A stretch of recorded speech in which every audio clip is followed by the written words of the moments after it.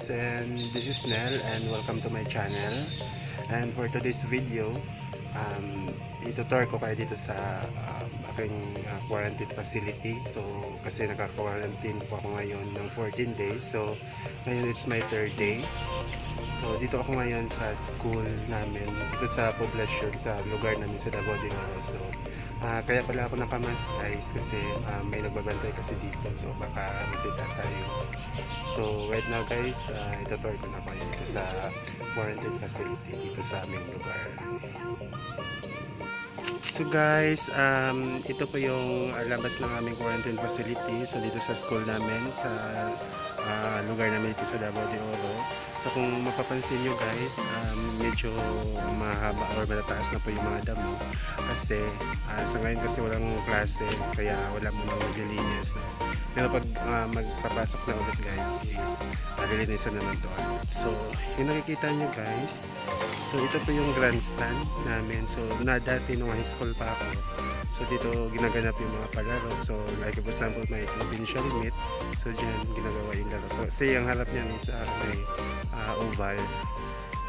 So guys, yung nakikita nyo naman guys, yung bundok yung nasa dulo. So dyan po yung bahay namin. So kabali sasakay pa kami ng motor para makauwi dun sa pinakabarangay namin. So ito guys, itutour ko kayo dito sa aming school. Yan. So dyan sa harap dyan, hindi ko lang alam ngayon kung meron pang swimming pool dyan. Kasi dati nung high school pa kami, so may swimming pool dyan. Dyan ginaganap yung mga swimming competition. So itong mini gym na to na nakikita nyo, so wala pa yan dati nung umalis ako dito. Saka itong mga classroom na mga bago, yung may 2-story na classroom, wala pa yan dati.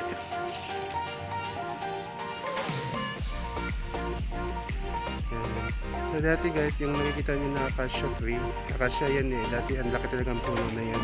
Meron na yan dati nung high school kami. Yan, sobrang lamig dito guys paggabi, sobrang lamig talaga, as in sobrang lamig na hindi mo na kailangan ng electric fan para magpahangin. So ito naman guys, yung Heroes Park ng aming school. Kung makikita nyo, yan yung bahay kubo. Yan. Ito yung Heroes Park nila, may kalabaw. Yan. Sobrang ganda nito guys pag nalinisan. Kasi ngayon kasi, since na wala pang klase, so wala pa talagang nalilinis dito. Yan. So tingnan nyo guys, ito malaking sapatos. Actually ano siya sa slide siya. So pero ang design niya is sapatos. Then dito guys, sa baba, may mga naka-quarantine din dyan guys, mga kasamahan namin na naka-quarantine sa baba. Yan, mga classroom yan. Yung tower na yan, yung tower ng telecommunication tower yan, para may signal dito sa amin. So dito sa amin guys, pag gabi sobrang lamig talaga, as in sobrang lamig na hindi mo na kailangan ng electric fan. Yan guys, may duyan din dito or swing, palaruan ng mga bata. So sa ngayon kasi guys, limited lang yung kung saan ako pwedeng pumunta. Kasi hindi tayong pwedeng lumayo dun sa room natin kasi baka masita tayo ng mga guardian. So dito lang muna tayo pansamantala.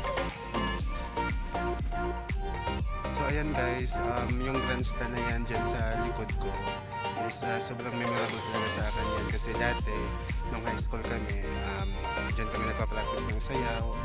Pag may mga competition, kalaban namin yung ibang school, dyan kami nagpa-practice. Then minsan din pag walang klase, halimbawa half day lang yung klase namin kasi may event sa school, dyan kami tumatambay ng mga classmate ko, ng mga kaibigan ko. Tapos minsan pag may practice kami ng mga field demonstration, nung high school ako, dyan din kasi malaki kasi yung oval dyan sa harap, malaki yung ground. So dyan talaga usually nagpa-practice yung mga estudyante ng high school. Kasi dun sa school kasi namin, dun sa unahan, is maliit lang yung ground namin, kaya hindi kami magkasya kasi dami-dami namin na sabi-sabi mag-practice. So kaya memorable talaga sa akin yung grandstand na yan. Yan. Kaya ang kagandahan nito sa amin guys is ang harapan kasi ng school na to is bundok. Is mahihirap mo talaga yung sobrang ganda pa ng bundok. walang illegal logging dito, hindi napuputol yung mga puno. Kaya sobrang ganda ng mga ng hangin dito, sobrang lamig, sobrang fresh. So, sa ngayon guys, limited lang talaga yung lugar kung saan ako pwedeng pumunta kasi hindi ako pwedeng lumayo doon sa classroom namin kasi baka masita ako ng guard. So next time guys, sa next vlog ko, itutour ko na kayo na sana matapos itong quarantine ko para matour ko na kayo dito sa buong bayan namin sa Davao de Oro.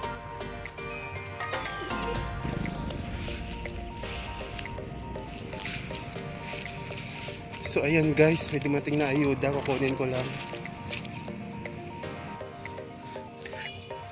Ayan guys, may dumating na ayuda namin.